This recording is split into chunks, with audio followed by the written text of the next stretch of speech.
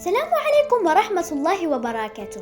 تحية طيبة. وبعد، أنا التلميذة سارة بولحية، أدرس بالمستوى السادس ابتدائي بمدرسة المختار السوسي، عمري 11 سنة. أنتمي إلى المديرية الإقليمية شوكة إتبها. شاركت بقصة قصيرة في مسابقة مبدعة الغد، وعنوان قصتي هو ديفا والأستاذة الشريرة. سأقرأ لكم بضعة أسطر منها. كان يا مكان في عصر قديم فتاة ترعرعت بمدينة الهند، أما أصول أمها فكانت ألمانيا، لكن لسوء الحظ لما بلغت الفتاة 4 سنوات توفيت أمها بحكم أنها كانت مريضة بمرض خطير، فأكملت البنت حياتها مع والدها.